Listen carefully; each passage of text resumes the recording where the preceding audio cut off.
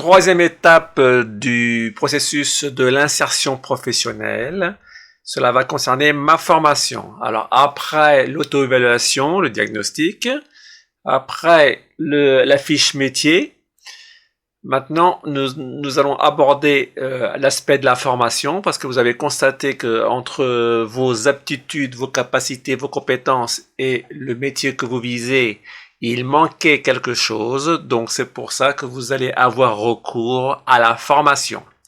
Et encore une fois, vous allez utiliser France Travail.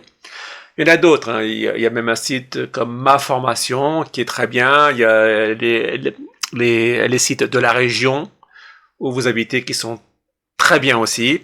Mais là, on reste sur France Travail. Ils ont créé une appli qui s'appelle Ma Formation, qui est absolument superbe. C'est-à-dire que vous aurez toutes les infos, comme d'habitude, sur les questions que vous vous posez à propos de la formation qui doit vous intéresser.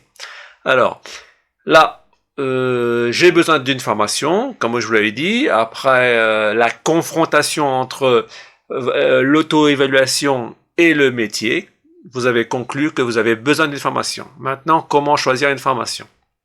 Alors, la formation, doit être certifiée Calliope. Donc ça, c'est extrêmement important parce que si ce n'est pas Calliope, elle ne sera pas financée par les pouvoirs publics. Et les pouvoirs publics, c'est la région, c'est Pôle emploi. Donc ça, c'est très important. Calliope. Donc, après, la formation est qualifiante ou certifiante. C'est-à-dire, est-ce qu'elle va améliorer une compétence ou alors vous améliorez sur un certain point. Bon, ça peut être de la remise à niveau ou ça peut être une formation en anglais. Ou alors elle est certifiante, elle est plus longue, c'est pour avoir un titre professionnel, c'est pour avoir un certificat. Et là, le certificat jouera le rôle d'un diplôme, mais encore plus poussé parce que c'est au niveau professionnel. Par exemple, le titre professionnel de commis de cuisine, si vous avez le diplôme, cela veut dire que vous êtes apte à occuper le poste de commis de cuisine.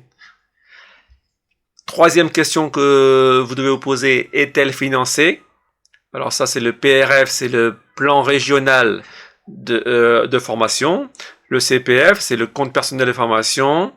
L'AIF, c'est l'aide individuelle de formation. Vous avez la POEI, la préparation opérationnelle à l'emploi individuel. Donc ça, c'est très prisé en ce moment par France Travail. En fait, c'est une formation qui consiste à tester un métier dans les conditions réelles. Et donc ça, c'est financé par Pôle emploi. Et là, c'est la même chose, mais c'est financé par les OPCO. C'est pour ceux qui travaillent déjà.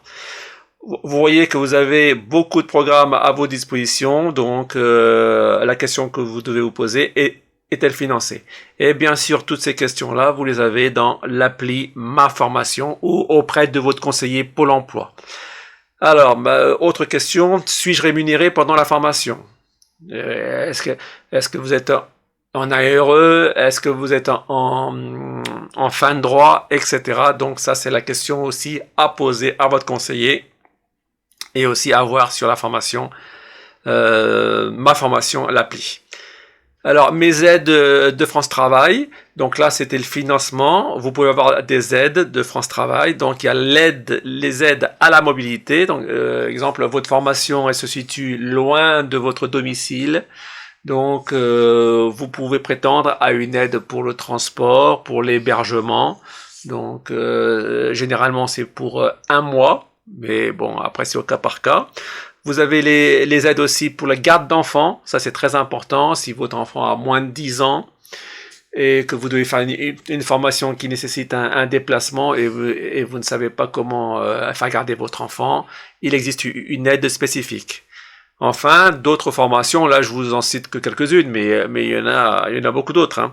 Les autres formations, Cléa, c'est une formation très intéressante parce que c'est le diplôme pour ceux qui n'ont pas de diplôme. C'est un diplôme, c'est pas un diplôme, c'est un certificat parce qu'on parle de professionnels. C'est un certificat qui a été créé pour les gens qui n'ont pas été à l'école et qui n'ont pas de diplôme, mais qui ont beaucoup de compétences et qui veulent qui veulent les faire reconnaître. Donc Cléa est fait pour ça. Ça valorise votre parcours et ça valorise votre profil de demandeur d'emploi pour l'obtention justement d'un emploi. La VAE, donc c'est la validation des acquis par expérience. Exemple, vous avez travaillé pendant 10 ans, et ben ça peut se transformer en un diplôme parce que votre expérience vaut autant ou plus qu'un diplôme. Et PIX, c'est une formation destinée au numérique. Vous savez que c'est important. Donc, vous voulez prouver que vous savez maîtriser l'ordinateur, mais vous n'avez jamais été à l'école pour ça. Donc, PIX, c'est un diplôme c'est un certificat qui prouve que vous maîtrisez l'ordinateur. Vous voyez qu'il y a beaucoup de solutions à votre portée, et tout ça, donc, c'est avec France Travail. Donc, je ne fais pas la publicité de France Travail. France Travail, c'est un interlocuteur incontournable. Donc, ils sont très compétents. Donc, c'est pour ça que je me dois de les citer. Donc, n'y voyez aucune préférence. C'est simplement objectif. Donc, vous ne pouvez pas faire sans eux. Et l'appli Ma Formation, vous verrez que c'est très simple. Vous pouvez, comme tous les sites et l'appli Ma Formation, vous pouvez vous connecter avec votre identifiant de Pôle Emploi, donc de France Travail, pardon. Une fois que vous avez répondu à toutes ces questions, vous pouvez prendre la décision de vous engager dans la formation pour résoudre le problème existant et qui empêche que vous soyez prêt pour vous lancer dans la recherche d'emploi. Voilà pour cette partie Ma Formation. Donc, je résume. On a commencé par une auto-évaluation, un bilan, un diagnostic plutôt. Après, on a visé un métier. On a comparé entre les compétences que vous avez et le métier que vous visez. Vous vous êtes rendu compte qu'il y a un manque, il manque quelque chose. Donc là, c'est la formation qui est là pour résoudre ce manque.